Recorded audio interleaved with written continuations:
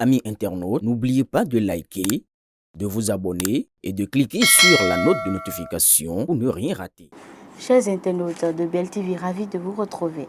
Ce lundi 20 avril 2026, le Bénin entre dans une nouvelle ère politique. Entre réformes institutionnelles, coopération diplomatique et défis sécuritaires, l'actualité de ce jour est riche en enseignements. Bienvenue dans le Grand Zone de BelTV, votre rendez-vous pour décrypter l'actualité d'ici et d'ailleurs. Tout de suite, les grandes lignes. Investiture, Romuald Wadani officiellement investi le 24 mai 2026. Justice, Kemi Seba, placé sous mandat de dépôt en Afrique du Sud. Le procureur spécial Mario Metonou s'exprime. Diplomatie, la Russie félicite Wadani et souhaite renforcer la coopération. Tout de suite, le développement de ces titres. Investiture de Romuald Wadani fixée au 24 mai 2026. La date est désormais connue. L'investiture du président élu Romuald Wadani se tiendra le 24 mai 2026 conformément aux dispositions constitutionnelles. Ce rendez-vous marquera officiellement le début du nouveau mandat présidentiel et ouvrira une nouvelle séquence politique pour le Bénin. Une transition saluée pour son calme et sa maturité dans un pays qui confirme une fois encore la solidité de sa démocratie. Présidentielle 2026, le Bureau international pour les études, le commerce et l'entrepreneuriat Afrique-Europe salue un scrutin apaisé mais note des disparités. La mission internationale d'observation électorale du Bureau international pour les études, le commerce et l'entrepreneuriat Afrique-Europe a rendu son rapport préliminaire ce 18 avril. Selon leur bilan, le scrutin du 12 avril s'est déroulé dans un climat calme et sécurisé avec une organisation jugée satisfaisante. La mission salue cependant le travail de la Sénat et la maturité démocratique du peuple béninois. Une participation électorale jugée contrastée avec une faible mobilisation observée dans la ville de Cotonou. La mission appelle les autorités à renforcer l'engagement citoyen et exhorte les acteurs politiques à privilégier les voies légales en cas de contestation. Justice, Kemi Seba placé sous mandat de dépôt en Afrique du Sud. L'activiste béninois Kemi Seba, de son vrai nom Stélio Gilles Robert Kapochichi, a été placé sous mandat de dépôt après sa comparution devant un tribunal à Pretoria en Afrique du Sud. Une nouvelle audience est prévue le 29 avril pour examiner une éventuelle libération sous caution.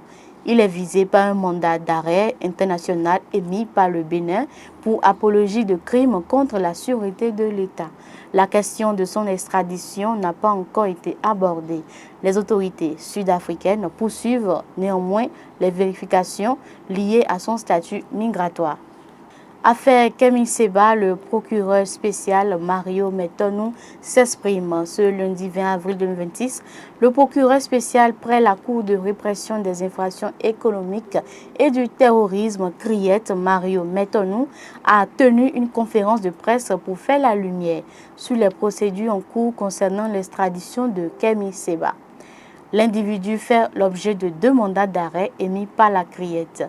L'un le 13 juin 2025 pour faire de blanchiment de capitaux et l'autre du 12 décembre 2025 pour faire d'apologie de crimes ainsi que d'incitation à la haine et à la violence. Le procureur a saisi les autorités judiciaires sud-africaines d'une demande d'arrestation provisoire en attendant la formalisation d'une demande d'extradition vers le Bénin.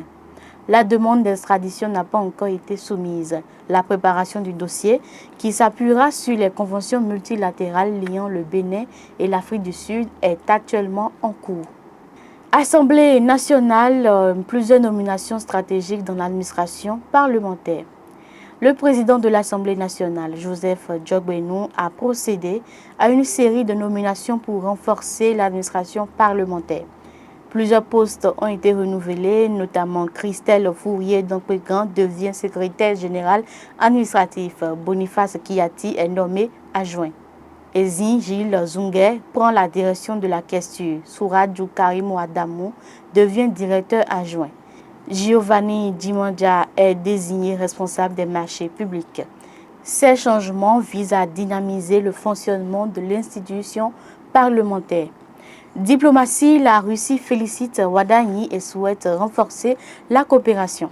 Après plusieurs pays africains, la Russie a officiellement félicité Romuald Ouaddaï pour sa victoire à la présidentielle. Moscou salue un scrutin jugé apaisé en s'appuyant sur les observations de la communauté économique des États de l'Afrique de l'Ouest, CEDEAO. La Russie affiche sa volonté de renforcer ses relations avec le Bénin dans divers domaines. Une reconnaissance qui confirme l'ancrage international du nouveau pouvoir. Santé, un laboratoire de référence en construction à Abomey-Calavi. Le Bénin se dote d'un laboratoire moderne de contrôle de la qualité de l'eau et des produits de santé à Abomey-Calavi. Doté de plus de 110 pièces, le laboratoire répond aux normes internationales. Objectif, garantir la qualité sanitaire, lutter contre les contrefaçons, protéger les populations. Le projet bénéficie de l'appui de la Banque mondiale. Ce centre ambitionne de devenir une référence sous-régionale en matière de contrôle sanitaire. Parlons énergie des coupures programmées les 21 et 22 avril. La société béninoise d'énergie électrique SB2E annonce des interruptions temporaires d'électricité pour travaux d'entretien.